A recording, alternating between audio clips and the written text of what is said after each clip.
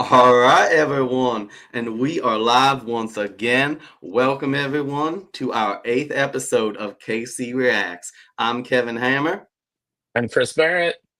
and of course, we have a very special guest where we have our good friend Elena back, aka the Based Mother. Welcome back to the show. I'm psyched to be here. Thanks, guys. Oh, I don't know if you're going to be as psyched once we get going with the clips, but we'll see how that goes. All right. So before we jump into that entertainment, though, Chris and I do have an announcement. Uh, we actually are going to be starting a new YouTube channel that's just dedicated to KC Reacts. We've been using mine for a while just because we wanted to get, we wanted to, test the waters and see how things went. So we feel we've gotten to a place where we're ready to do that. So Chris, why don't you tell them a little bit about that quick? What I did is I set up a new YouTube channel. Right now, there is no content on it. I need to upload our previous YouTube clips and videos and everything to it. But it's going to be youtube.com/ KC Reacts Live. There is another KC Reacts on YouTube. Totally different thing. It's like a stand-up comedian. So that's not it. So just like I said, keep in mind it's KC Reacts Live. Yeah. So youtube.com/ KC Reacts Live. And people, once we have that established, I will be updating all of our videos in the description to have that link to that YouTube channel. And with that though, let's get jumping into this because we got to introduce Elena to Lindsay, aka Lindz, Amer of Queer Kid Stuff. So I'd say it probably has been at least around 10 years, 8 to 10 years. The videos go back at least 8 years on the YouTube channel. That this individual, Lindsay Amer, created the show Queer Kid Stuff on YouTube and has been pushing marketing to children ever since. So with that, just to right off the bat show you how much this was aimed at kids from the beginning, this Queer Kid Stuff, even outside the name, I'm going to play for you right now the first initial intro for Queer Kid Stuff. So this is actually the music that Lindsay first had for Queer Kid Stuff. So here we go. We're starting with that. Hey, welcome to Queer Kid Stuff. Me and my teddy, we're friends for life. All of us together, it's such a delight. You and me and him and we and them and they.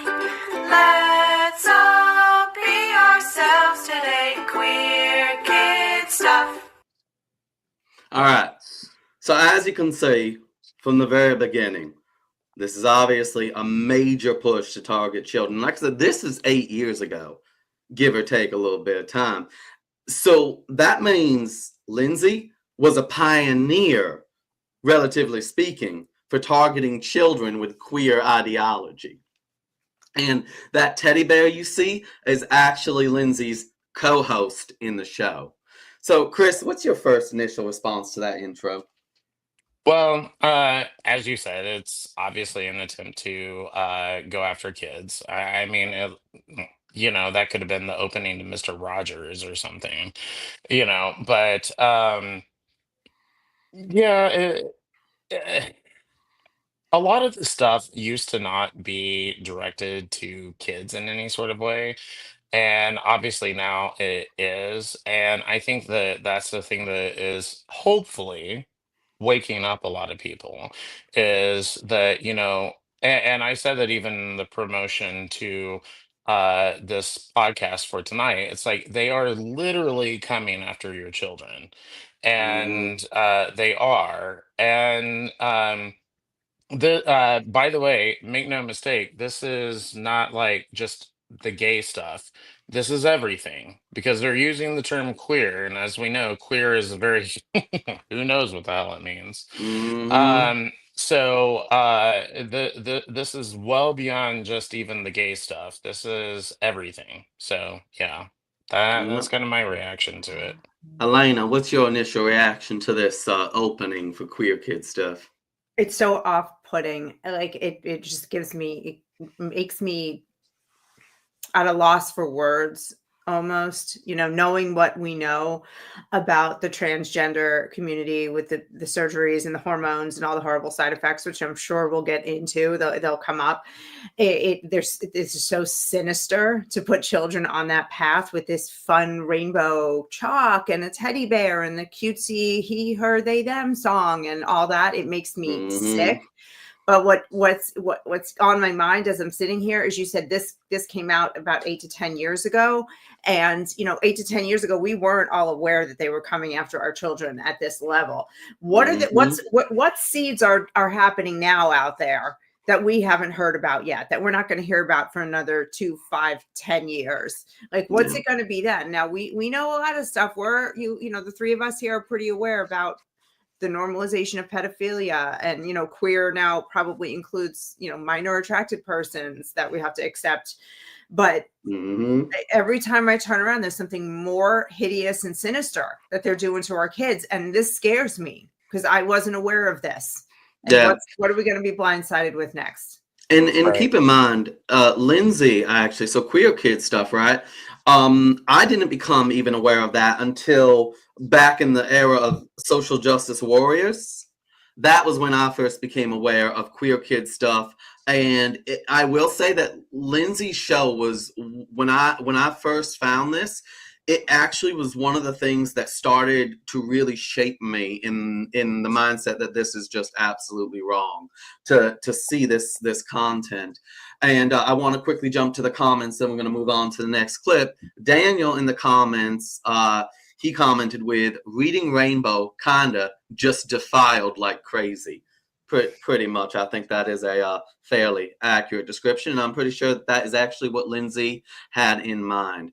But with that, we're going to jump to one of her educational videos. I'm sure she thinks they all are, where Lindsay explains what gay means. Now, some of these clips are a little bit long, and I did that on purpose because I really want you to get the full understanding. It's not the entire clips, but at least long enough for you to really get where Lindsay is going with this. And I have a personal reason as to why this specific clip bothers me, and I have a personal story to share later on once we get through the clips about that. So without further delay, here we go. This is Lindsay explaining what gay means. You had a really good question for me yesterday. What was it again? Lindsay, yesterday I heard someone say the word gay. What does gay mean? Sometimes when you hear the word gay, it might mean happy. Like if I went to recess yesterday and I had a really great time, it made me feel gay or happy. But most of the time when you hear the word gay, it probably means something else, and that has to do with love. So gay means when one person of one gender loves someone of the same gender. Like if a boy loves a boy, they're a gay couple, and if a girl loves a girl, they're a gay couple too. And even if a teddy loves a teddy, they're going to be a gay couple. That's what gay means. Gay means love.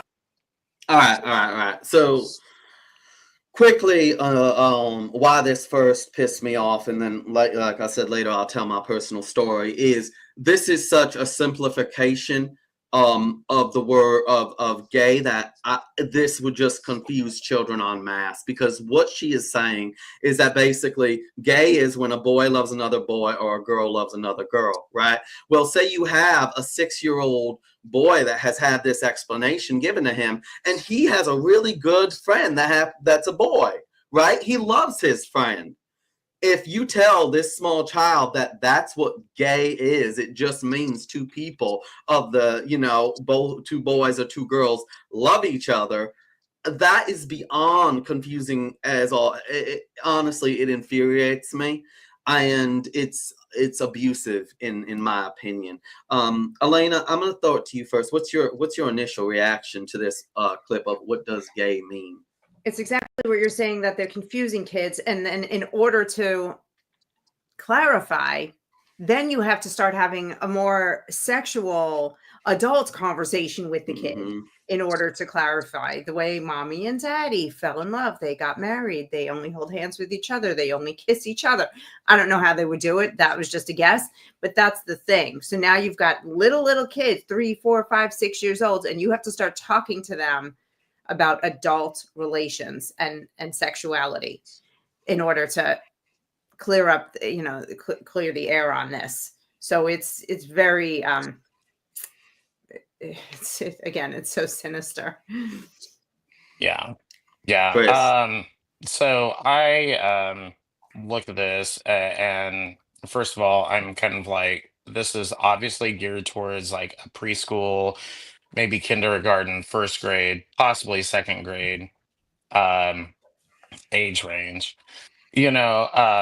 This is not a discussion that needs to be happening with someone of that age. I mean, even the heterosexual stuff doesn't need to be discussed at that age, because I mean, someone who's in a kid who's in second grade is just not simply thinking about those things. So, it's kind of gross to me that someone thinks that this is a discussion that is fit for kids. And it's not, obviously as a gay person, I don't think that there's anything terrible about homosexuality in and of itself. But at the same time, I just don't think that or any sexual content really needs to be discussed with the kids. So I guess that's the thing that bothers me. It's like they're talking about sexual orientation, and the word has the definition right in it, sexual. Why are you discussing something sexual with kids?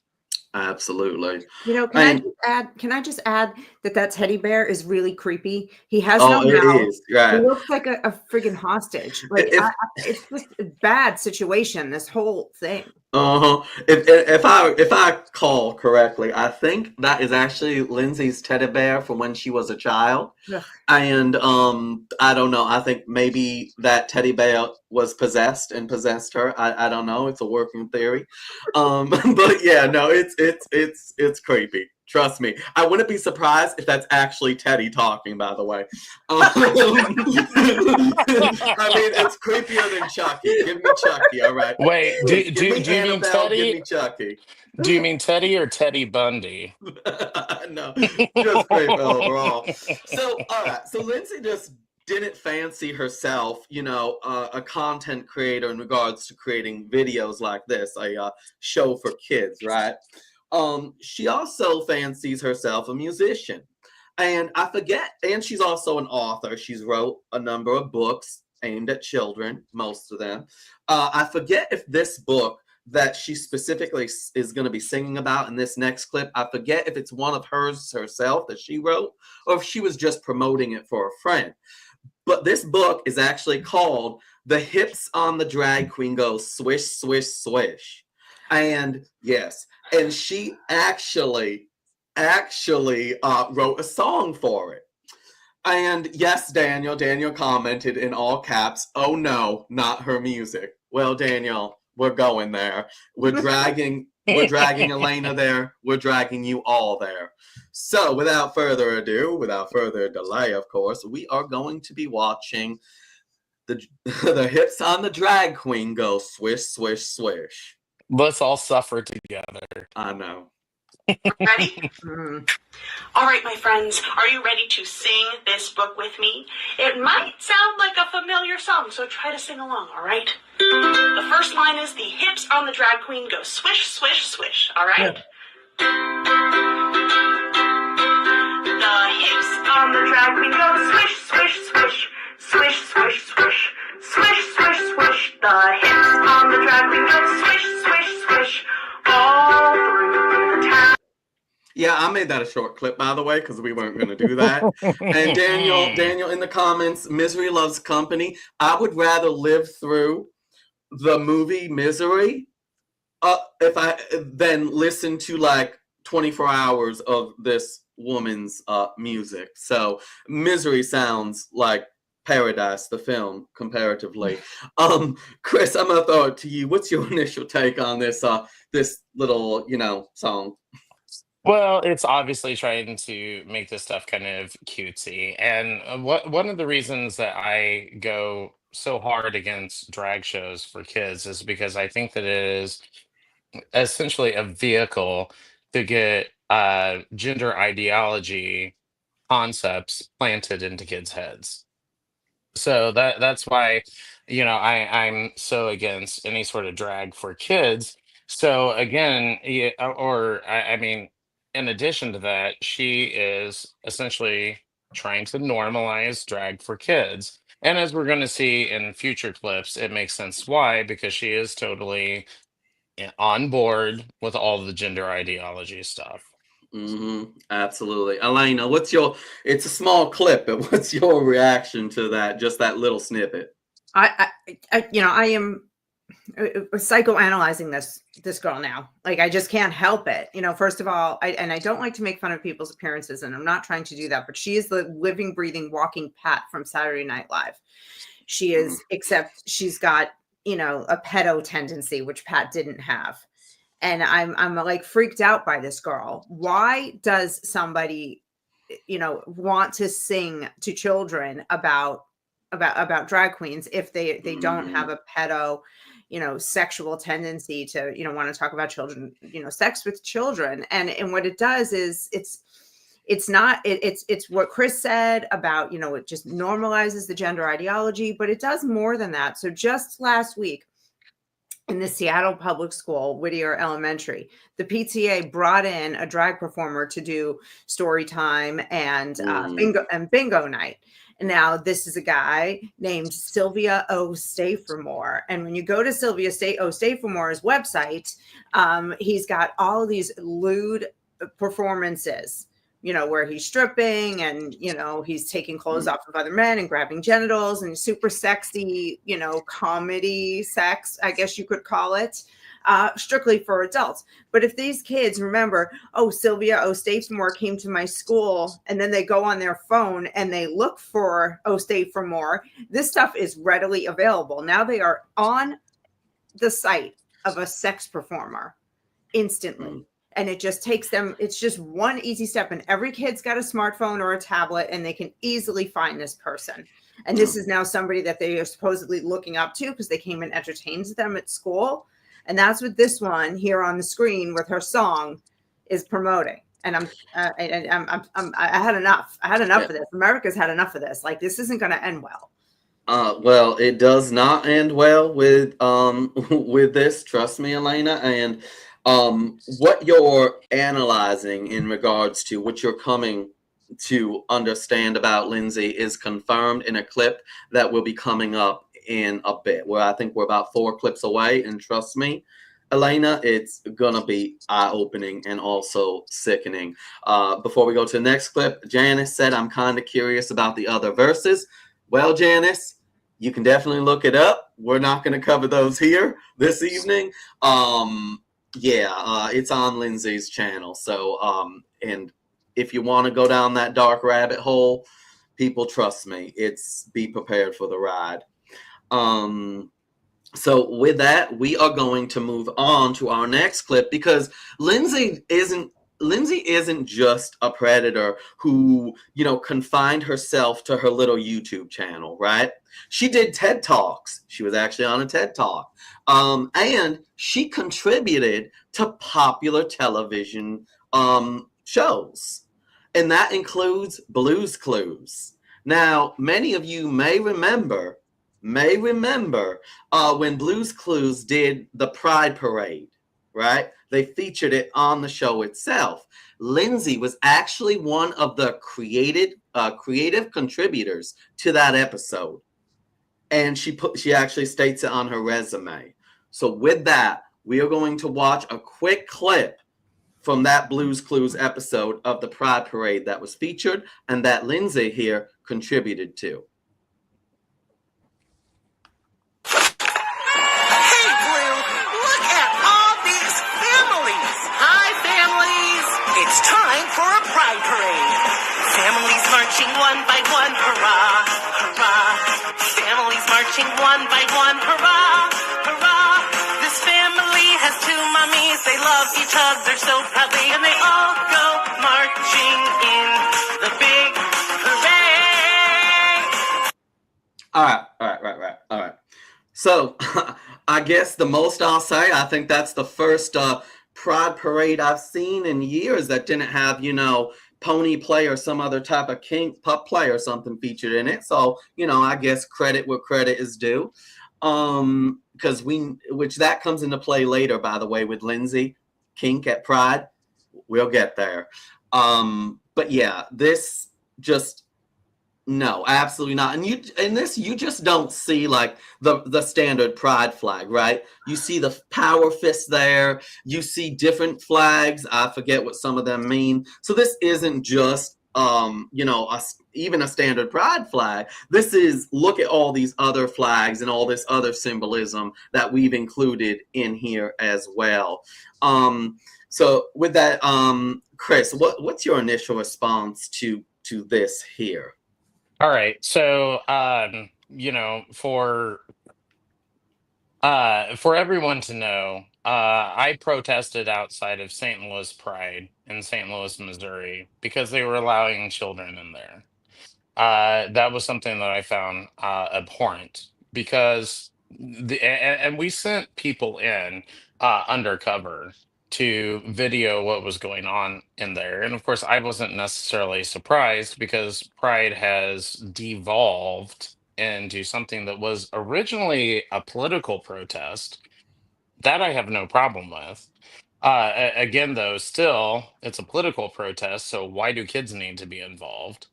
Um, but then on top of that, though, now they're wanting to bring kids into this stuff, and we saw, you know, women walking around with their asses hanging out, and you know, guys in jock straps and stuff like that, you know, walking around at St. Louis Pride.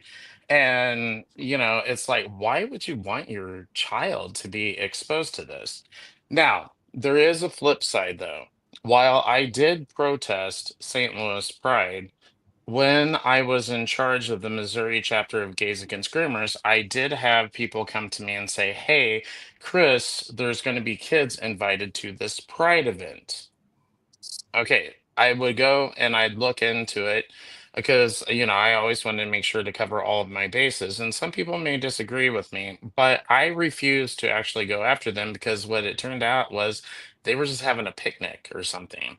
And, you know, I mean, I do believe in some sort of freedom of association, which is guaranteed to us under the Constitution. And maybe this is just a little bit of the libertarian in me. And I was just kind of like, no, I'm not going to do anything to interfere with that, because that's all they're doing. They're just, you know, they're calling it a pride event, which to me is stupid. So don't get me wrong there. I mean, I don't really think this pride stuff really has any room in the social zeitgeist anymore anyway, you know. But fine, that's what they were calling it. But all it was were, you know, families getting together having a picnic. So I've played both sides of this, you know, to a certain degree. So when it is an extreme, like a freaking parade, like what this stupid thing is promoting, you know, yes, absolutely, I was against it. But if it's like some sort of like actual family event, then I was like, no, I'm not going to bother them. I'm just going to And leave them Chris, alone. before we get to Elena, I can confirm one thing, is that before the S really hit the fan with everything and it became the perversion, the absolute perversion that it is, I do remember like one of the events the local Pride Center had many years ago was legitimately a picnic. It was a family picnic. They had pride flags there, that's true, but there was no drag queens. There wasn't any kind of kink present. It genuinely was just a picnic where the majority of families happened to be with the parents were same-sex couples and bringing their most often adopted children. And they were having food. The kids were playing on the slides together. And then it wrapped up. They had games. They had, you know, horseshoes and all that stuff. And then everyone went home. Unfortunately, that world seems so far gone right now. It's true. And It's true. what we're It lost does. in is absolute unquestionable perversion. With that, Elena, I'm gonna throw it to you. What do you think? Because this is Blue's Clues. This is a national show. This isn't just her little show herself. Lindsay has. She contributed to this. Yeah, well, good for her. Congratulations. What bothers me most about this, we have this one, we have the Muppet Babies. Do you remember when Gonzo turned into Gonzarella that time on Muppet Babies? Disney is loaded. Netflix children shows are loaded with drag and queer stuff and transgender ideology. What bothers me is that most parents in America are still oblivious to what their kids are consuming. If everybody knew how damaging this was and what a slippery slope mentally it is for a child to see this and then slip into I'm in the wrong body very quickly because of the indoctrination, I think parents would then maybe be more careful, but they just don't they wouldn't give their kid, poison candy, but they'll give their kid this device that has all this mental emotional poison in it. And I find it so frustrating.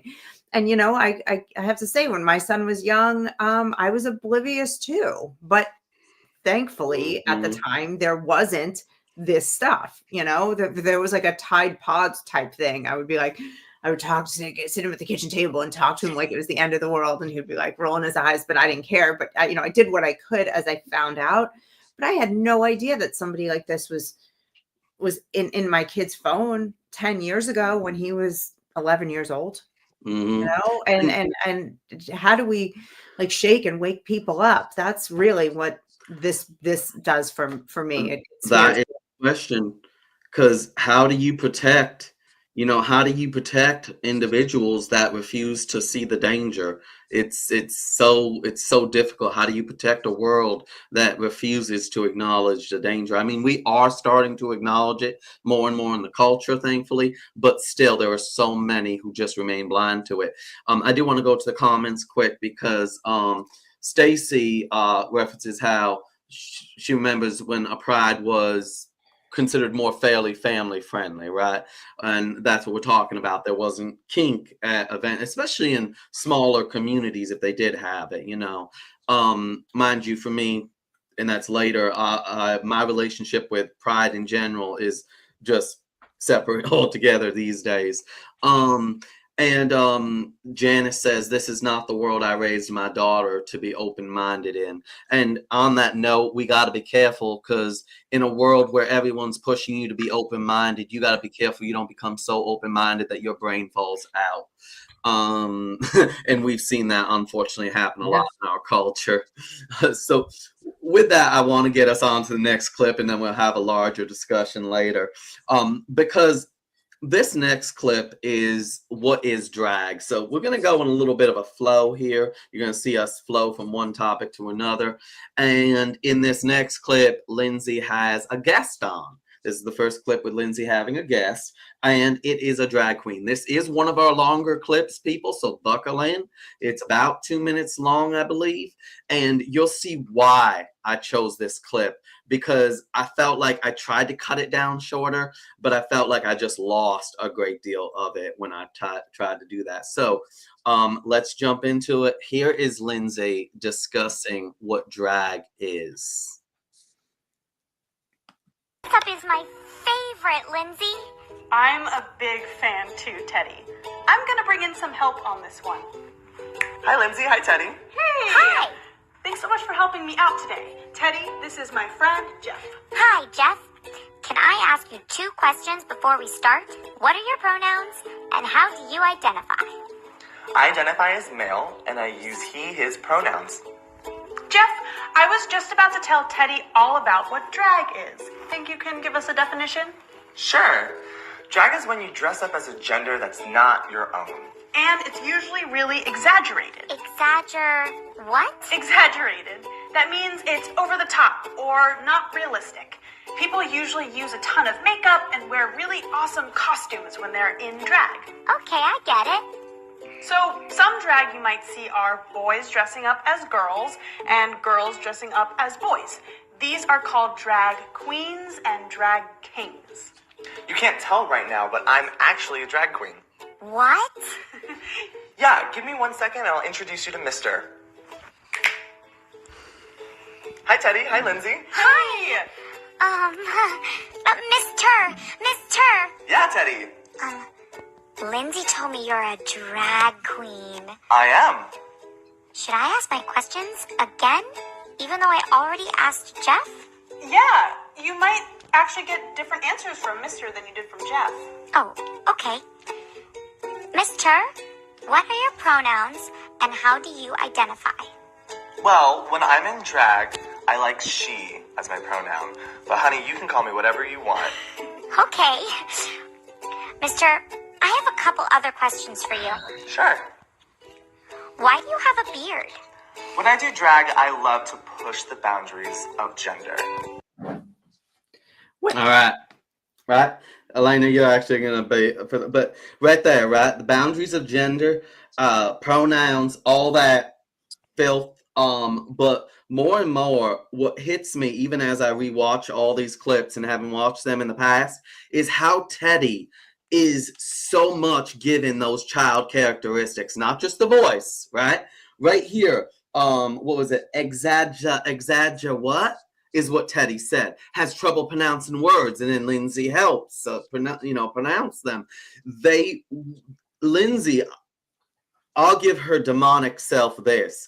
She really put energy into creating this show to target children. There is no question about that. She is a top tier predator without question.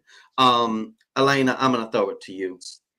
This pushing the boundaries of gender, the dressing as a gender that's not your own. This is abstract, weird crap to be talking about with little kids. I'm watching this show, and Chris, you said this maybe is up to second graders. I don't even think so. I think I was more sophisticated than this by second grade. This is 3, 4, 5-year-olds. And these strange abstractions to make them normal, and this dressing as a gender not your own. Like, no, just say it. It's dudes who put on dresses. Like, be clear. Drag kings. Maybe drag kings are a tiny little thing, but they're not really a problem. I don't see. I've never been to a drag king show where a woman is dressed as a man. Have you guys? I have. I've seen it. All right. Actually, later, if I can find the clip, if I still have it on the computer, I can bring up a drag king that was featured at Saratoga Pride last year, which is near me. And let's just say this woman, in front of children, she goes all, she grabs herself. I will see if I still have that.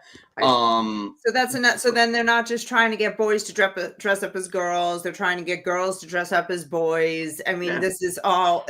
This is just mind-blowingly infuriating. That as we sit here, some little kid is being programmed into this BS. Elena, the fastest growing demographic among the queer community is actually trans men. So girls, women becoming men, quote unquote. So but that's absolutely different than drag, because they think that they're really becoming men. Yeah, right? Absolutely. But honestly, if you talk to a number of people who transition, for a lot of them, drag does play a role. But that's definitely a conversation for later, because I do want to get us moving along, because trust me, we have a lot more disturbing content to cover. So here we had Lindsay introduce the kids to a drag queen, a bearded drag queen at that, who loves pushing gender norms, of course. And let me just say one little thing, Kevin. Yeah, sorry, Chris. Yeah, sorry. No, that's okay. I think this goes back to what I was saying about drag being a vehicle for gender ideology. Because as we go on, because I have seen these clips, we're going to see that stuff pushed even more. And you'll notice Lindsay has, guess what, a trans pride flag behind her. With the trans pride flag, guess what we have right next to her? A bearded drag queen. So this is why I am absolutely against any sort of drag being performed for kids period, at all. Because I know what they're trying to do with this stuff. They are trying to push gender ideology onto kids. Hmm. And you'll notice they keep using the term gender over and over and over again. And, unfortunately, gender and sex used to be pretty much synonyms with each other, but these idiots have successfully separated the two words into meaning two different things. But I will say that as soon as somebody starts using the term gender over and over again, that's a dead giveaway as to what they're Hmm. up to. And that's exactly what this person is up to. That's what this drag queen. I mean, my God, a That's a bearded drag drag. beast. That's a drag Yeah, beast. I Yeah, mean, You want to drag yeah, that through the streets and the puddles, all right? oh my Lord. I mean, it looks like it came up out of the fucking sewers. Sorry, guys. yeah. It If I looks bought like a ticket, it looks like the beast from Beauty and the Beast became trans. I don't like honestly. Elena, you were gonna say something? no, if I bought a ticket to a drag show, a drag brunch, and he came out on stage, I'd be like back the one time I went to a drag show, the idea was to be like, oh, which one of them look most like a woman? Which one has the best Mm-hmm. costume? That was the mentality of me and my friends, not Mm-hmm. this. Whatever this, it's even drag queens should be mad about what's happened to Mm-hmm. drag And I've queens. met some. I agree. There are a number of drag queens that I have met. I wish they'd be more vocal, where they have unquestionably said that no, there is no circumstance where children should be exposed to drag, and they are adamant about it. I really do wish they were more vocal, but obviously Yeah. they'd never work again many times, although I think that's a worthy sacrifice in that regard because you're working to protect children. I do want to jump to the comments quick before we go on to our next video, which, by the way, people, please feel free to comment. I see we do have a number of viewers between Facebook and YouTube. Please, we love your feedback. We absolutely love getting your feedback and reading your comments. If we don't get to them right away, we'll try to get to them in the future. But I do want to quickly go because Janice brought up a good point about this, is because they're preying on autistic and survivors. And we do see that, right? There is a high rate of individuals on the spectrum who are now identifying as trans, and people who are survivors, especially of SA, that type of assault. I don't want to get hit too hard here. They are often, basically always, so much more vulnerable to this kind of predatory behavior. So yeah, absolutely, Janice. Well, These demographics are absolutely being targeted. something else to throw in there too. I mean, and this is something that I brought up before the Missouri House and Senate and other states as well. Um, I mean, we kind of have started kind of calling them proto gays to a certain degree, in the sense that you don't know for sure what a kid's going to grow up into, but you kind of have a little bit of an idea, based on just their behavior and everything. And those kind of kids, when they hit puberty and they start feeling attraction to other people and stuff like that, they're going to be pretty damn vulnerable as well. Mm-hmm. And so I guess I just wanted to throw in there. It's like, yes, it's definitely the autistic kids, the outcast girls, for sure. But it's also the younger people who are probably going to end up being gay, who are also super, super vulnerable to this stuff. And I have personal experience with this where, I do know someone whose kid is very likely just an effeminate gay man who has bought into all the trans Mm. crap, And you and know. Chris, we know that you're referencing the research that has been done so far. Mind you, not the broadest, but then again, research varies. on the fact that most children who experience any kind of gender confusion, if allowed to go through puberty naturally, they end up feeling perfectly fine about their sex, about their gender. And a good number of them actually do end up identifying, coming out as gay or lesbian. That is true.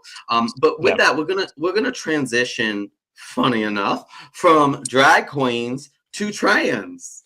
Yep. Here we go. Absolutely. So so during Pride a while back, a number of years back, Lindsay did a 4-piece segment where in each video she covered the L, the G, the B, and the T.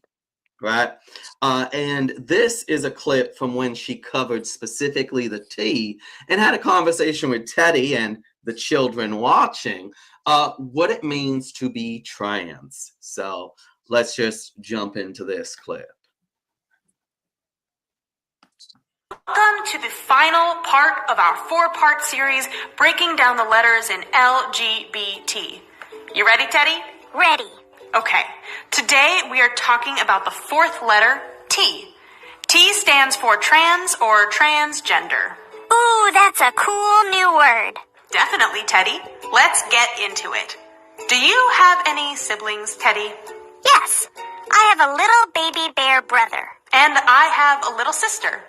Do you remember when your little baby bear brother was born? Yeah. Well, do you remember the very first thing you learned about the new baby bear in your life? That he cried a lot? No, Teddy. You probably learned that your little baby bear brother was your little baby bear brother. That your new sibling was a boy. Oh, yeah, that's definitely it. That's the very first thing doctors tell you when a new baby is born, whether they're human or bear. They tell parents that their baby is a boy or a girl. That's called a gender assignment, when doctors announce that babies are boys and girls. But now I'm confused. When we talked about gender, we said that there aren't just boys and girls. You have a really great memory, Teddy. You're right. There's something a bit weird about how doctors assign gender to babies. That's because there aren't only boys and girls, and because not all people identify with their assigned gender. Oh, so the doctors are wrong sometimes? Yes, Teddy. Sometimes doctors don't assign the right genders. All right. So let's do a little bit of math here in regards to years. As I said, Lindsay set out about 8 to 10 years ago creating this content, probably a little bit closer to the 8 mark. Now, and as you said, Elena, this is clearly not even second graders. We're talking 5-year-olds and stuff. But especially, think about this. The 5 and 6-year-olds that were watching this, even 8 years ago, how old are they now? They're 13, 14, right? And suddenly we have this leap. This seed was planted so long ago. And the poisonous fruit, we are seeing it bear today. Obviously, at the end there, the doctors can be wrong and they assign gender, right? No, we know they make an observation of sex. Oh, but see, Kevin, I didn't think that doctors could be wrong. I thought the doctors knew everything. I know doctors know everything when they say a child is trans, right? Yeah. Right. Yeah. Yeah. So, Chris, I'm gonna throw that to you quick. I mean, what's your initial gut reaction to this? Well, obviously, this is the end game. Yeah, that's what we're seeing here. The end game is basically the transgender stuff.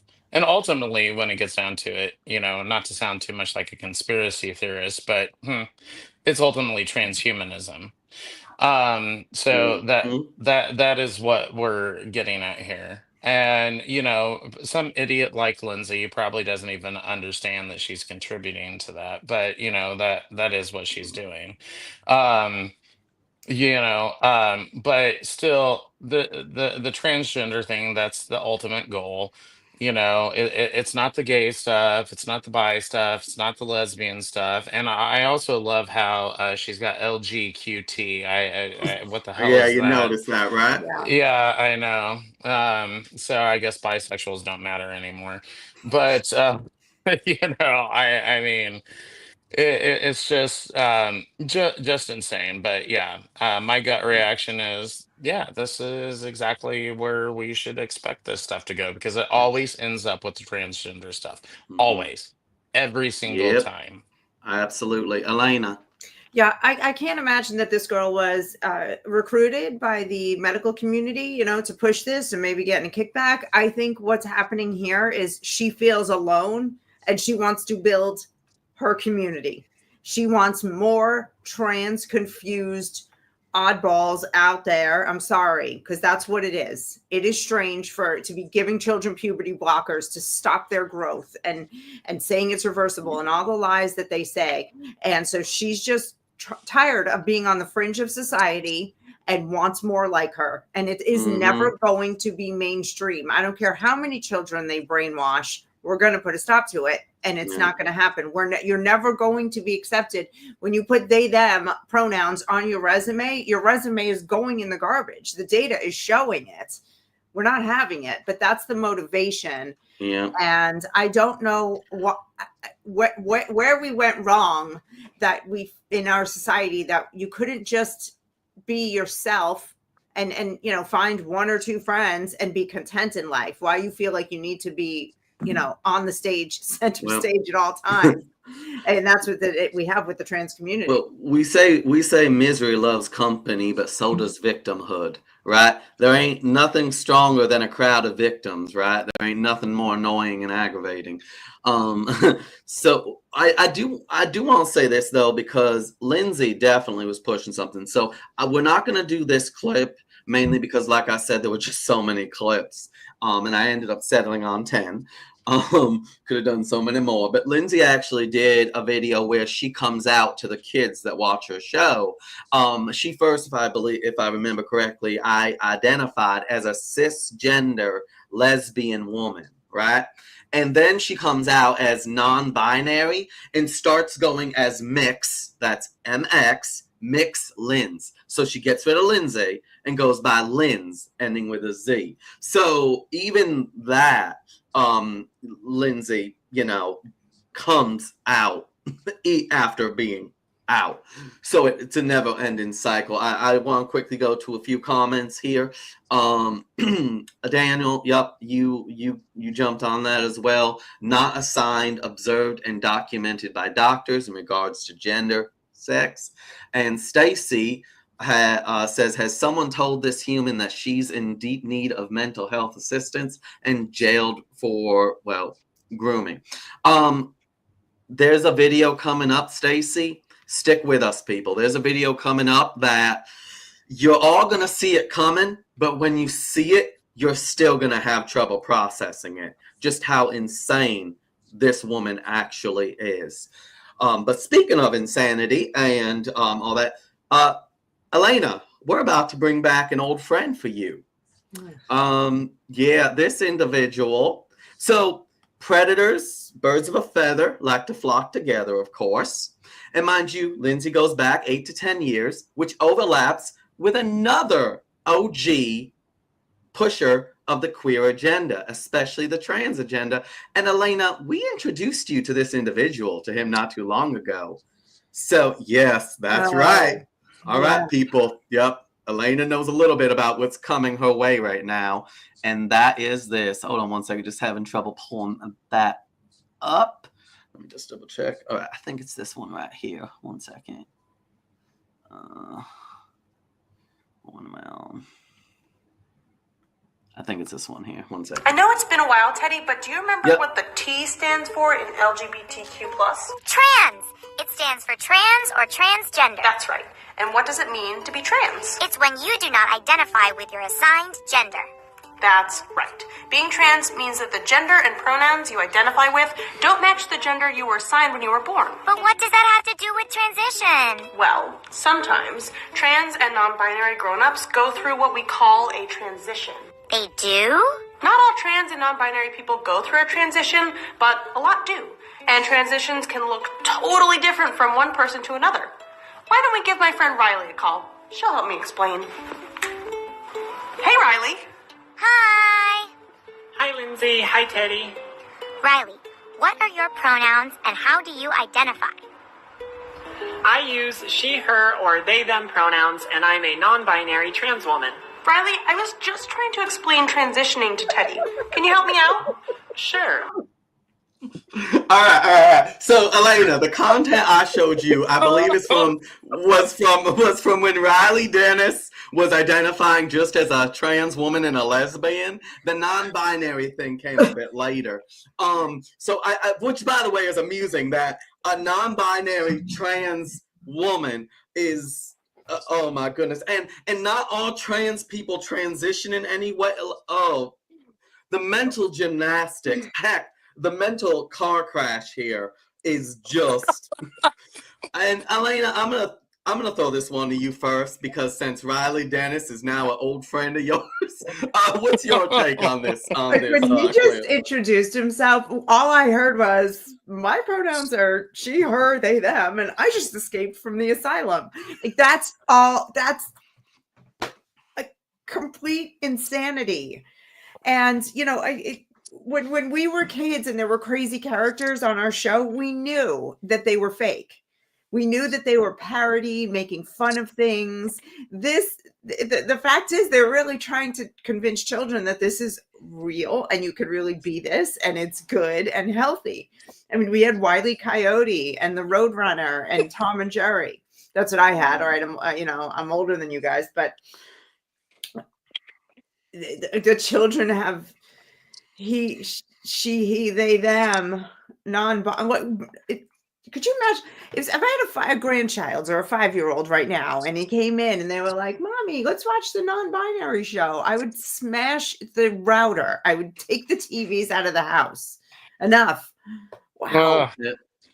Oh my God. Yeah. Oh my God. Goodness. Yeah. Chris, yeah. What's your response here? I mean, I'm sorry that I'm laughing so hard, but it's hard not to. I mean, non-binary trans woman. I mean, I thought if you're non-binary, you weren't man or a woman, but this is a non-binary trans woman. It's like, I mean, if it wasn't so fucking sinister and disgusting, I would just this would be great material for Saturday Night Live or something like that because God knows they need new material. But but because it is sinister, I mean, and this is actually something that's being pushed to kids. I mean, it's horrific, really, but the mental gymnastics, I guess, is what just makes me laugh so much because it's like non-binary trans woman. Oh, okay. I'll just leave it at that. Yeah. I just want to say, like, when I was a teenager, I went through like a metalhead stage. And, maybe I was a little angrier, with the nuns at school. I thought it was tough. Like it really didn't do any real damage. No, the way this does. That's the problem. We could name a dozen off the top of our heads trends that kids and teenagers have gone through that they just outgrow with very few scars. And right. Well, and that's the important thing, Elena. I mean, the stuff that they're talking about is going to cause permanent medical damage. The stuff that you and I went through, because I mean I went through my sort of like grungy sort of alternative phase because I was like the epitome of the 90s kid, and I went through that sort of stuff and I grew out of it and it didn't cause any sort of bad stuff for me. And just like you said, you went through kind of like the metalhead phase. I was goth. I went through goth. Trust me. I had long hair down past my shoulders, did the eyeliner, all that stuff back at one point. Right. So, I mean, these are all things that kids go through and it's no big deal. It's just kind of figuring out who you are, that sort of thing. But this stuff, this is different. This is actual permanent life-altering stuff that we're talking about. And I want to reiterate that while he has disappeared pretty much completely from the scene, Riley Dennis, as we covered in a prior video, was one of the OGs pushers, aggressive pushers of this confusion. Actually, Elena, for those of you who are unaware, her first guest appearance on our show was a response to Riley Dennis. And when I update the description, I'm gonna include a link to that stream. So definitely check that out, and you'll get to know who Riley Dennis was when he was more in the public eye, and most assuredly still is. Once again, the predators of a feather fly together. We're about to jump to our next video, but before we do that, I just want to quickly go to the comments. Oh yeah, Daniel, we need photos of all three of you in your respective phases. Maybe a future stream. We'll do that. We'll put those up for sure. I'm sure that'll be entertaining. And Janice, teen angst can't be treated effectively with mutilation. No, it cannot. Heck, when I was in my goth phase, I had a nose piercing, an eyebrow piercing, and guess what? Those are all gone now. So heck, with that though, we do want to move forward because we have a couple more clips left. And trust me, we're about to get into a little bit of background right now with what's happening with Queer Kid Stuff, right? If you go to Queer Kid Stuff, the YouTube channel, the last video that was really posted was 10 months ago. And prior to that, there had been a void of content from Lindsay, right? AKA Lindz, of course, the non-binary, whatever. But about 10 months ago, she posted a video claiming that she was coming back. And, that she was going to do a fundraiser and all this stuff. I haven't seen anything since then, really, but I can only guess that Lindsay absolutely plans to come back, even after that hiatus, which that hiatus I think is related to something specifically, which we'll get to in a minute. But let's just take a look at that video of Lindsay saying that she will be back.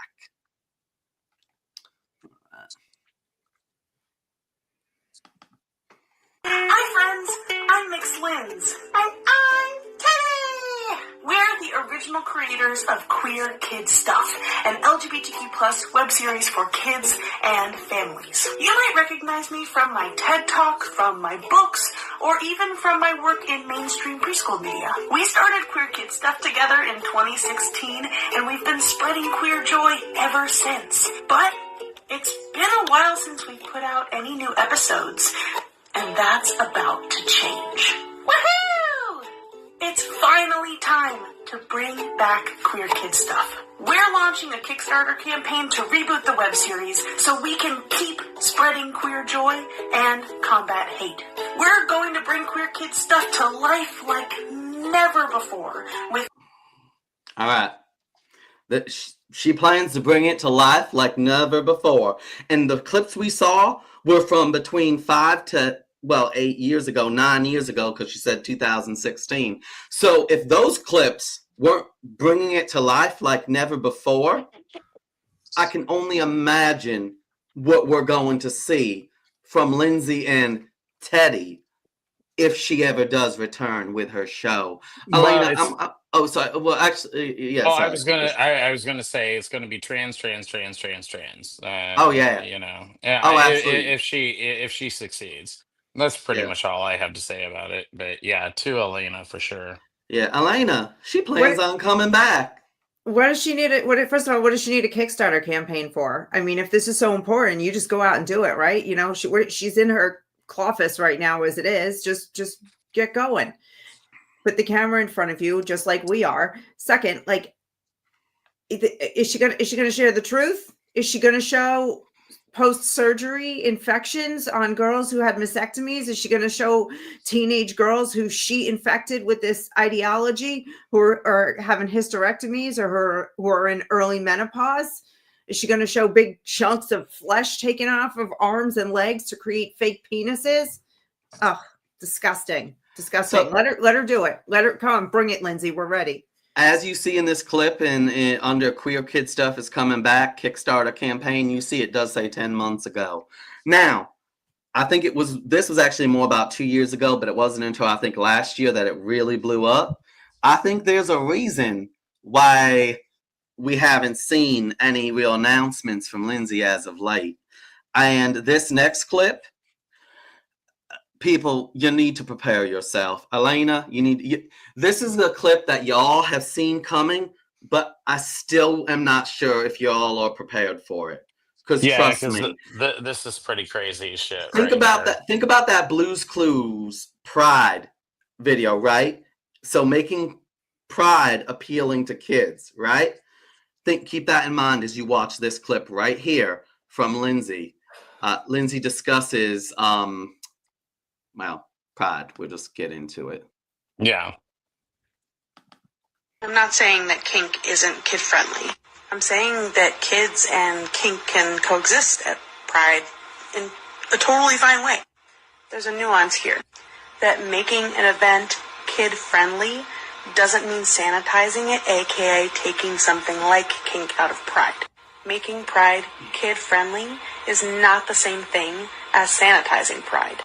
Making a Pride event kid-friendly, or I prefer kid-safe, is about making sure we're including and putting kid and youth voices and including them in Pride and particularly any justice spaces.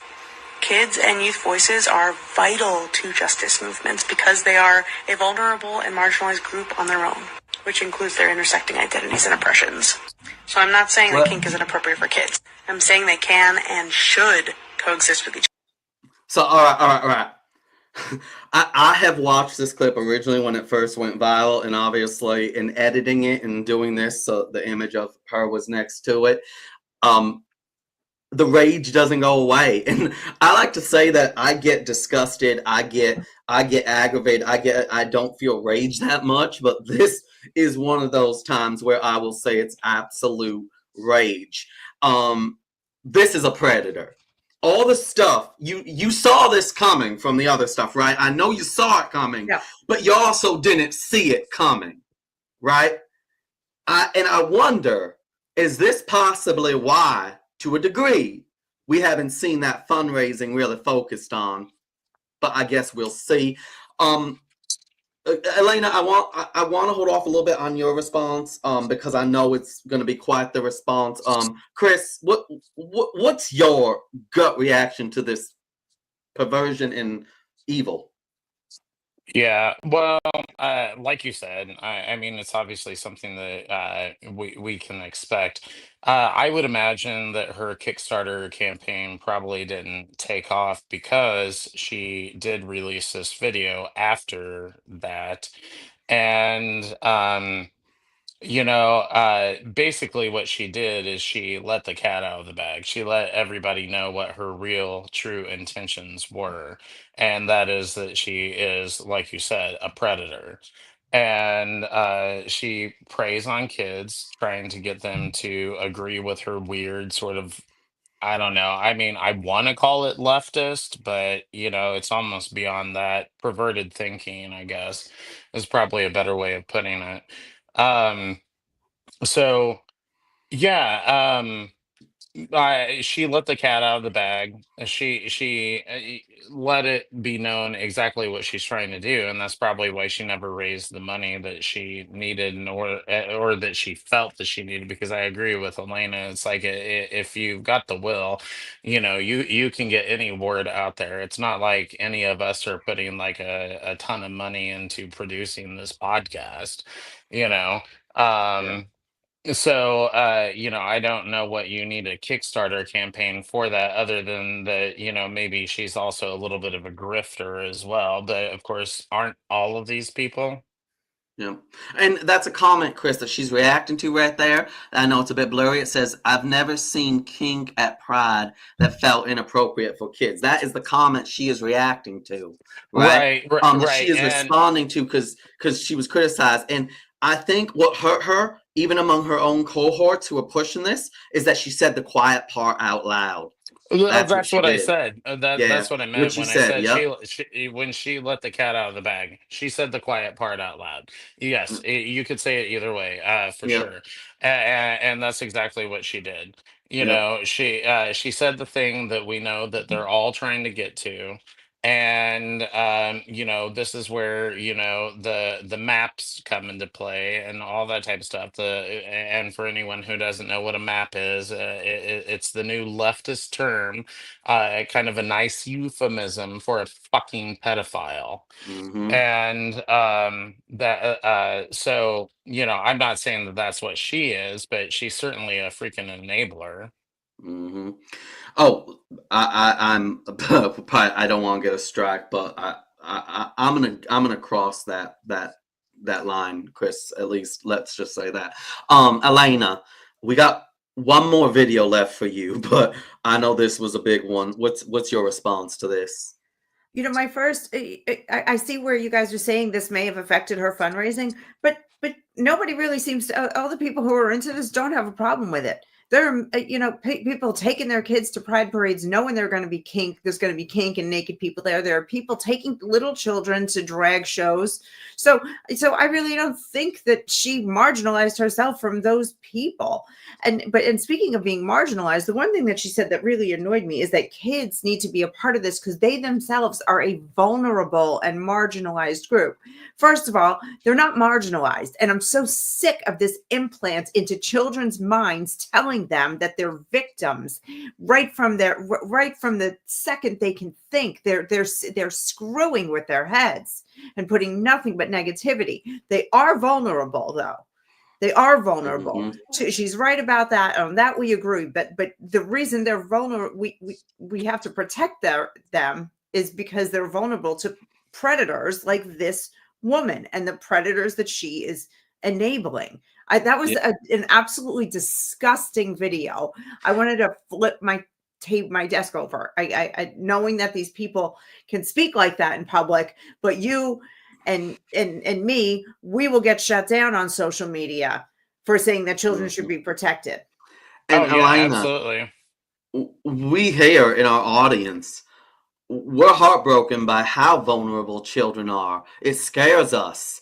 For her, yeah, she's right that children are vulnerable, but for her, that's a positive. For her and her That's not. ilk, that's a positive.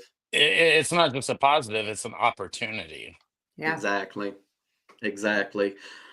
All right, so this last video was actually gonna come a little bit earlier on. Chris reached out to me and we had a conversation, and I gotta say I came to agree with Chris.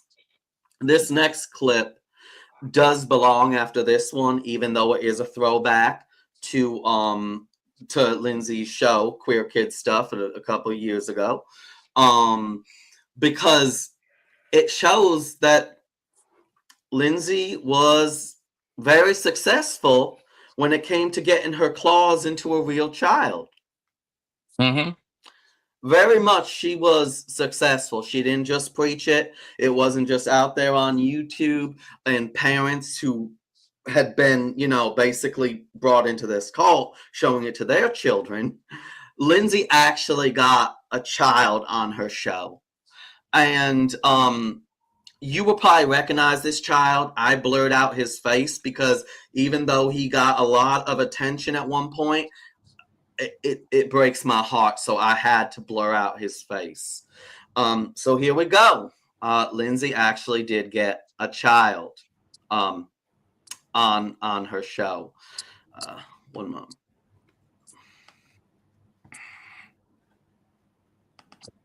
Hey there, friends.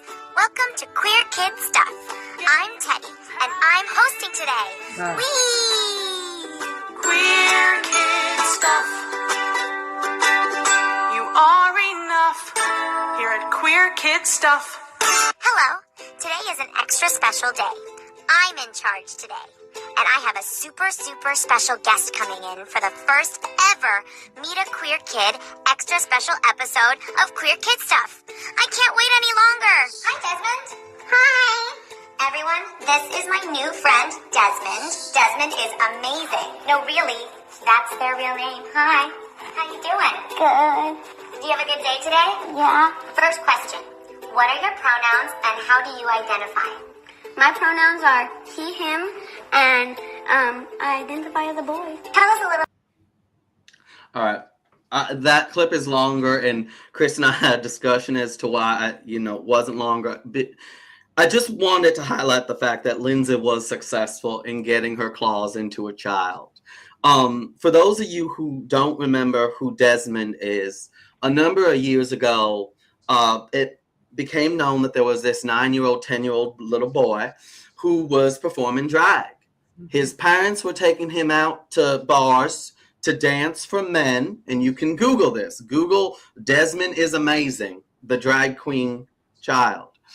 And there was one video specifically that showed little Desmond on a stage dancing and grown men throwing dollar bills at him. He then later was on talk shows in drag, dancing for adults down the runway on the talk shows. You had this little boy doing that. And he then was later in a video clip with a grown drag queen, a grown man, and they were simulating snorting coke and doing other drugs. I don't know where Desmond is right now. I do mean to research that, but honestly, I'm just gonna Elena, what? I'm sure you remember Desmond. What's your response to this? I would like to know where Desmond is now, and I hope that Desmond is okay and kind of escaped the life of sexual abuse that he was put in by his parents. I don't know how we allow this, legally. Unfortunately, Child Protective Services is on the side of groomers and gender ideology in many states, because our whole idea around children has been infiltrated with sex and sexuality. New York is trying to pass a bill right now to start sex education in kindergarten. In all 50 states, there are materials about gender ideology that start in pre-K, books, plays, media, learning activities. So the fact that in our society, we were all asleep at the wheel, we let this crap creep in and take hold, really, really is scary. And it's going to make the fight that we have that much harder. Now, you guys have been in this fight for a while now, and that the left and the people who are in support of this are on offense, and they're trying to enshrine, gender ideology and sex education for 5-year-olds into law all over the place. And so this story of Desmond is sadly not going to be unique. It isn't unique. We just haven't heard all the stories yet. Absolutely. Chris. Yeah, I'm with Elena. I hope that Desmond is doing okay and has grown out of this. I mean, and it's like she said, this is basically child sexual abuse. I mean, it is to me, for sure. And the fact that his parents ever allowed this is disgusting. Um, we are in a precarious situation right now where, you know, um, the left and the people who push this sort of stuff are doing a great job at marketing themselves to certain people.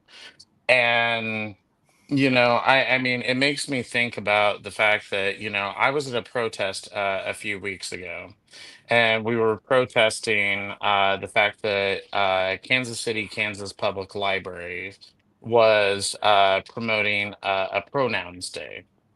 And they were inviting kids in to come learn about how to use pronouns properly, as if anyone needs that. And so we were protesting that.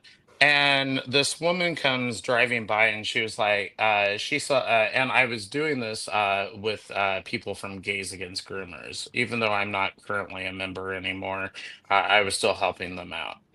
And so I was doing it with people from Gays Against Groomers. And this woman comes by and she was like, "Oh, you're those anti trans fucks," is what she said. And we were like, okay, guess so. And anyway, and then her response was, and this is how disgusting the thought process of these people are. So this is where I'm going with this. She was like, I'd love to have an abortion right in front of you. And I was just like, huh, wow, you people are sick and twisted, you know. Yeah. And the funny thing is one of the people that were with us was actually a more pro-choice person anyway. So, she yelled out, she was like, sure, go right ahead and do it. I don't care. you know. And I mean, while I disagree with her on the pro-choice thing, I was like, sure. I mean, it's good that we had somebody who could, actually say something back to her, because I was kind of like, wow, what the hell is going on here? Yeah. I was totally caught off guard. It's like, you want to have an abortion in front of me? What the fuck is wrong with you? It honestly, and I mean, not to get too off topic, but as we've seen recently, there's been a lot of violence in that regard. The targeting of children, it starts in the womb, and in our culture right now, it starts in the womb and it goes all the way up. It's heartbreaking, it's disturbing, and it honestly. It sickens me to my core and saddens me to my core, to be honest. Well, so my question for everyone here is, it's like, okay, so I mean, I'm trying to do my own personal things in order to make a difference in society. Um, what things do you, Elena, do you, Kevin, actually see as things that we can do to make positive changes? I'd like to hear from Elena first. I mean, societally or on this issue, I for mean, me, maybe at least on this issue. I mean, or maybe, yeah, a couple different things. Like the first thing, that comes to my mind is, um, getting back to God. And, people will be like, oh, I'm glad that works for you. And I'm like, no, it works for everybody. Please. Right. The fact that we've completely abandoned faith and godly principles and the laws that he's given us, makes me really sad, because I think that if we started moving as a society back to that, a lot of these problems would just dissolve naturally. Right. Because they're anti-God, all of it. From a more practical standpoint, I mean, I feel like I'm doing the best I can, like you are, just getting the word out and doing what I can to educate people.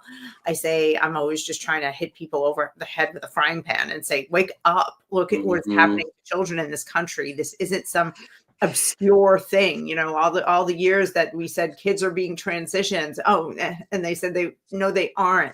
Surgeries aren't happening. Kids aren't being given drugs. And then all of a sudden, hey, you have no right to stop kids from taking drugs and having surgery.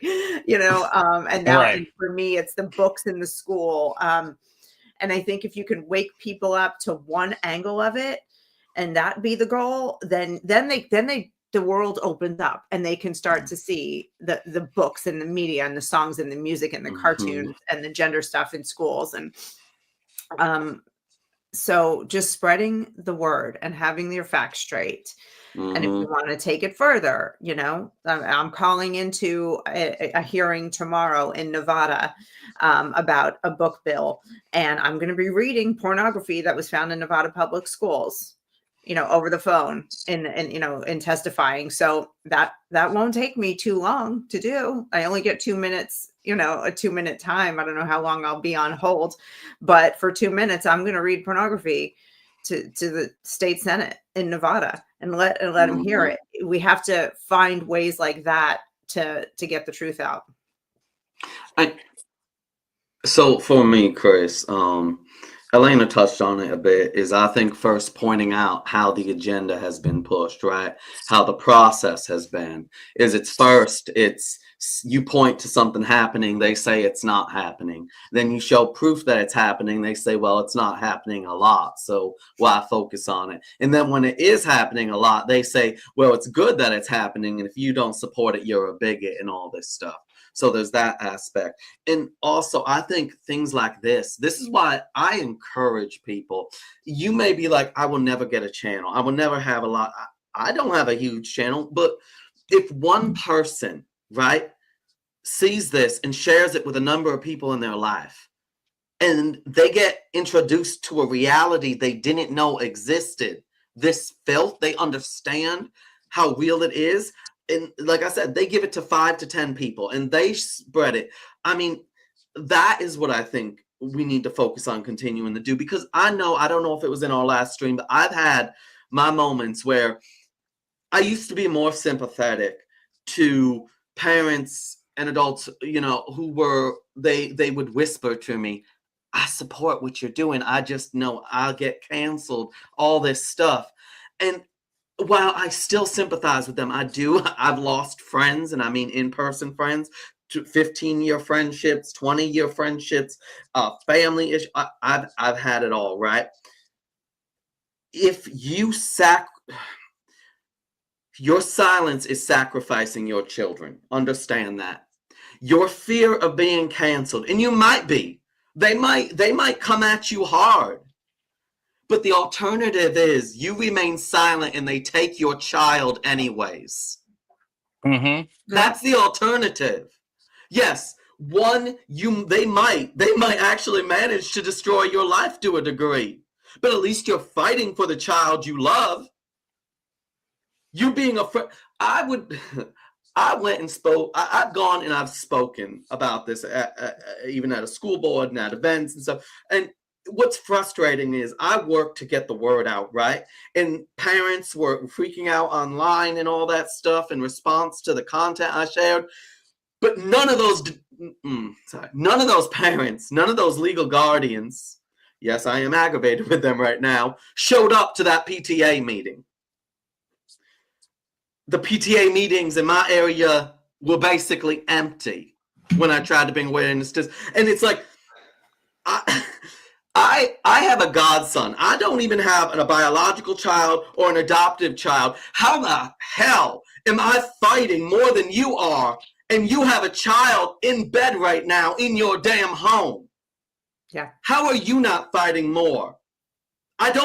Your child doesn't need your whispers of support. Your child needs you screaming from the damn rooftops that you're fighting for them. That's what your child needs.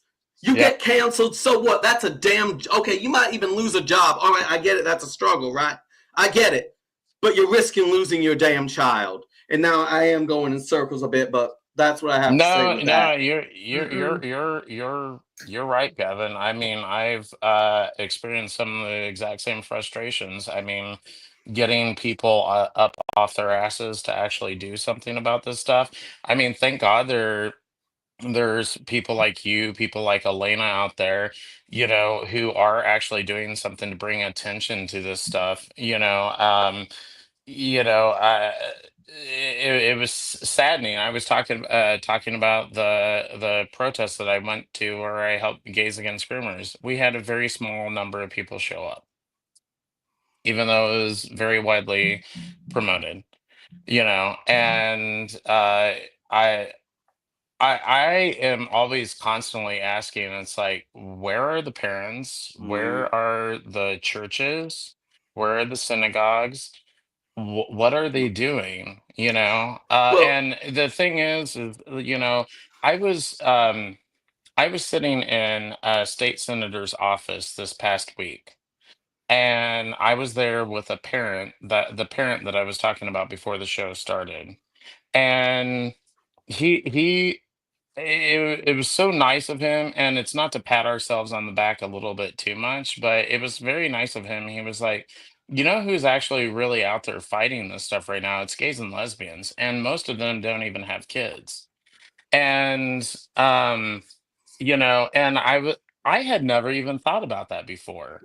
And I was just kind of like, I guess it is sort of true. And why is that? Where are the parents? Where are the churches? Where are the Hmm. synagogues? What are they doing? I mean, there's parents out there like Elena, of course, but it's Yeah, like, not what enough. the hell are they doing? And even that though, Chris, right? Sorry, I didn't mean to cut you off, but Elena is a great example. But Elena, you correct me if I'm wrong, because I only know of your son, right? You have your son, Mm-hmm. right? He's a grown man, Yeah, and he's so 21 years old. He doesn't even he's live with me he's anymore. 21 years old. So it's great that you are a parent and you're out there bringing attention to this. But your child is a grown. We need the parents who Right. have the kids in kindergarten out there fighting. And Chris, you mentioned it. The excuses I get. One of the big excuses I get is, well, I work a full-time job. I'm not like these leftists that off welfare. When I was on the left, mind you, it was before it got like this. I went to protest. I had a over 40 hours a week job, right? And I still made it out to stuff when I was on the left. You're telling me that your child isn't even worth a damn sick day? Yeah. Is that what you're telling me? Yes, that's what they're telling you. They're not worth. Just Listen. We could go through an hour of excuses that people make. mm-hmm. It is not important enough. And I've said it from, it's got to be 10 years when cancel culture really took hold, right? And whether it was this issue or any other issue, and all the people would whisper and say what they really thought, but they were afraid to say it for all the reasons, all that laundry list. And every time I said they can't cancel all of us. If we all just spoke up, we would have a voice. And I want to add to your frustration with parents, I want to add teachers. Because we've got the teachers who are pushing this crap, but we've got a lot of teachers and administrators who are just intimidated and stay quiet and zip it and go along to get along because they don't want to mess with their union and they don't want to mess with their pension and they're afraid. And if they had all just stuck together and spoken up and had a spine right from the beginning, we wouldn't even be in this situation. We wouldn't have as many kids being groomed. Right. So it's not just the parents, it's the teachers, it's the politicians. So, look at Seth Moulton in Massachusetts. Right after Trump won, he comes out, he's a Democrat, and he comes out and he's like, yeah, it's really not right to have boys and girls sports. I have daughters of my own. And, obviously we missed the mark on this, right? 5 minutes later. Missed the mark. 5 minutes later, he backtracked and he's now pushing for boys and girls sports again because he got in trouble. He got taken to the back room, took a beating, came back out and said, oh, I was wrong, So the politicians don't have spines, the parents, the teachers. There's a lot of people that have accountability here. And that's why I generally say that all of this stuff is a societal problem, because people do kind of try to look for like one group or someone to blame all of this stuff on. And I'm kind of like, no, because really listening to you, Elena, brings me back to I mean, I do have my own frustrations about motivating people for sure. Yeah. But beyond that, this is a societal problem. This is a situation where, everyone's a little bit to blame for it, and God, we've got to stick together, get the word out. We need to write to our politicians, talk to our politicians. We need to protest. We need to do podcasts like these, so that people understand what's going on. Um, there are so many things that we could be doing and people just aren't doing. But I am thankful for people like you, Elena. I mean, I'm going to plug her documentary that she did, American Groomer. Anyone who hasn't seen it should see it. It's absolutely amazing. It is. Go to americangroomer.com. If you don't know some of the stuff that we're talking about, that that movie will absolutely open your eyes to a lot of the stuff that we're talking about here. And I will once I get a chance to edit this, folks, in the description, I will include a link to that documentary. As much as I'm still filled with rage, I do want to get a chance to reference the comments. We are almost at an hour and a half. I know I talked earlier about how I had a little bit of a personal story with family, but I will go into that in another stream. I had a situation, just to give you an idea, where a family member asked me to explain to their children what gay is. And I'll go into that in another stream. That's one of the reasons that clip, what gay means, rubs me the wrong way for sure. But to the comments, Stacy said, someone told me recently I talk too much about it. I'm like, dude, it's nice you can ignore it in a bubble, right? And I've heard that. I think a lot of us have heard that to a degree. Saying that we're one note. It's a pretty damn important note. Have you guys experienced that? I mean, or then if I don't talk about it, I feel like I have nothing else to talk about. So I get, is everything okay? Why are you so quiet? This is like, I'm over here thinking about this. Yeah, it's so true. It's so true. I mean, yes, and I have experienced frustration from family members, particularly my brother, because it's like, oh my God, everything you talk about is political. And then when I told him that, I was going to be going into politics, then he threw up his hands and resignation. But it's like, sorry, it's like, this stuff is important to me. This is what's important to me, you know? So Stacy says, excuse me, is Lindsay a girl? I don't think so. Lindsay is actually a female, a woman, right? A very confused woman and a predatory woman, but yes, a woman. Daniel says, check her hard drive. I don't think we need to, especially with that last clip. I think we know what we will find at this point. Take that however you wish. I am not putting in any direction, Daniel also said, hopefully Desmond was taken away from his groomer-friendly parents. I actually don't know that. I don't believe he was, unfortunately. Stacy said it made her cry, which, trust me, I think I'm beyond tears. That's the thing. I honestly, and I don't know how you guys feel about this, I feel beyond tears when it comes to it. When I see that, there was a time, not just probably, there was a time when I would have cried. Now I just feel more rage than I do the tears. Same here. See that. Same here. It just makes me angry more than bringing me to tears. Yeah, Stacy says homeschooling. Don't get me wrong. I think that's an increasingly good option. As long as you're socializing your child, which in my area they have called the homeschoolers have learning pods. So they rotate houses. So where the kids are taught and their lessons and everything, which I think is a healthier way. It's not the stereotype of a family boarding up the windows and educating their kids behind those boarded windows and doors. Right. So it actually is good. And actually, research shows that kids who are homeschooled are actually more well informed on the history of our nation and can cite information off the top of their heads a lot faster than kids in our current education system, which we've seen are graduating without really even knowing how to read.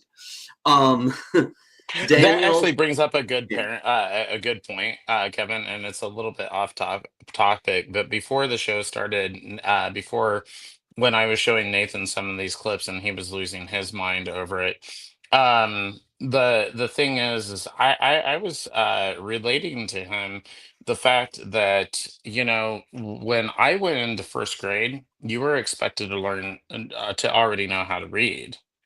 And guess what? Who was expected to teach you that? Your parents. And that's exactly who taught me how to read. It was my parents, not the school system. The school system didn't teach me how to read. Me too. Yeah. Now that you mentioned it, I could read and I could write in cursive by the time I went to kindergarten. Yeah. Right. Yeah, right. I remember.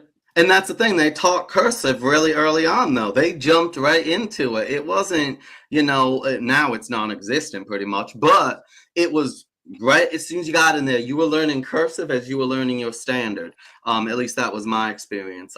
Another comment from a different Daniel. We have a Daniel L and we have a Daniel Day.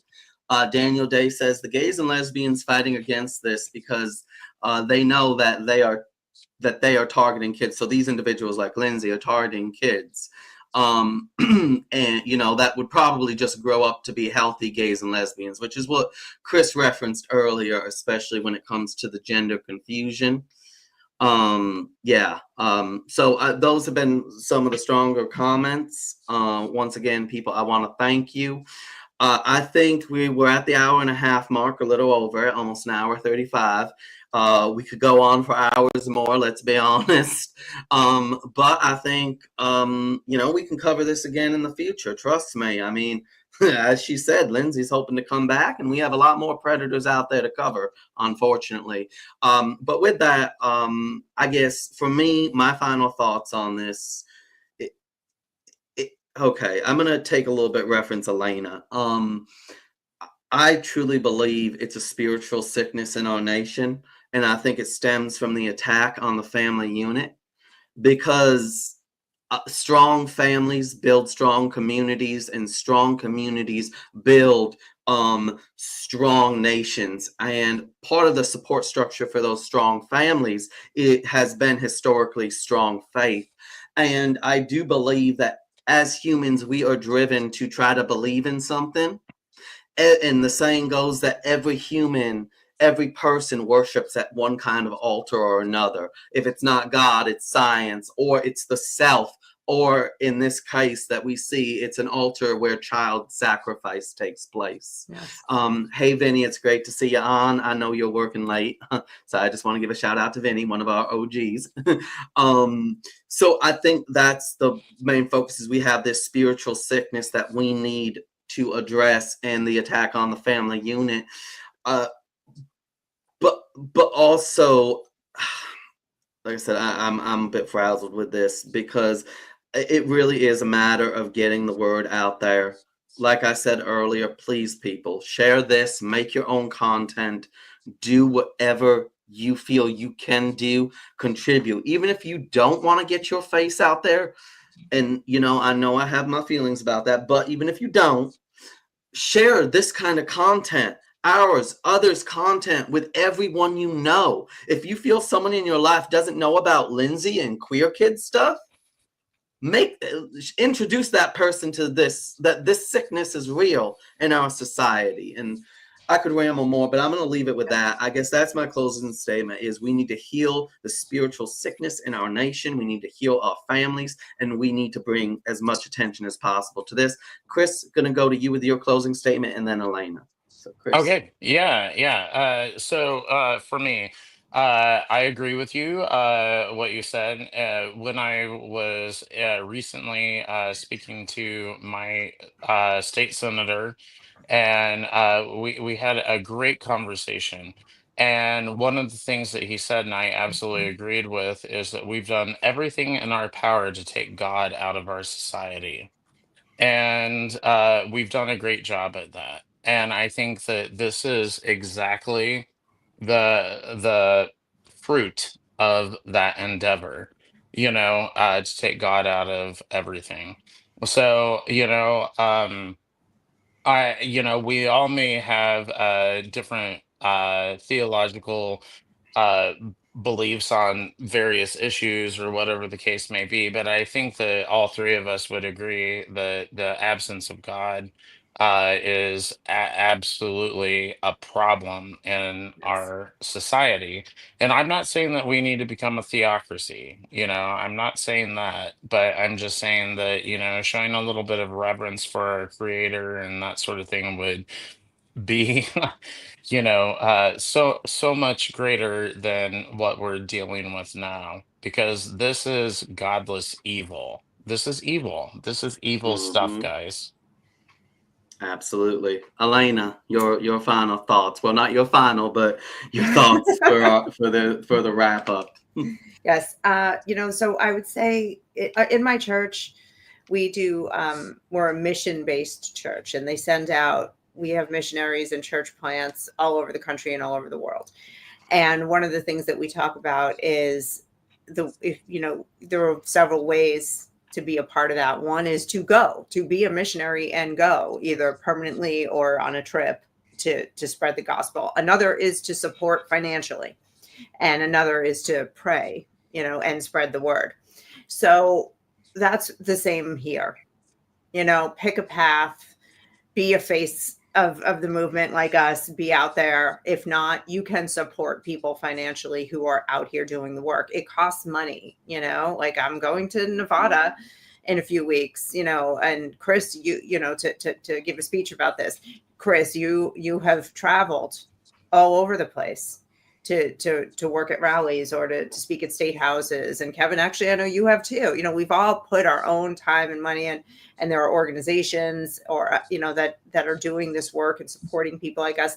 And then you have, you can spread the word locally or amongst your friends. And if you're a praying person, we ask that you pray about this, ask God to intervene, and ask him to pray for protection for our children, and to pray to, separate them from this evil, and to give us what we need to wake people up. So don't feel helpless. These are just a few easy ways that you can get involved. And everybody should do something. Yeah, absolutely. At least pray.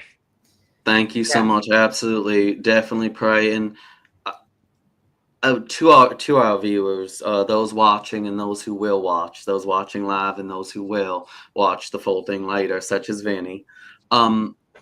If there is any stream of ours, if you only the whole time you watch us share one stream with others, please share this one.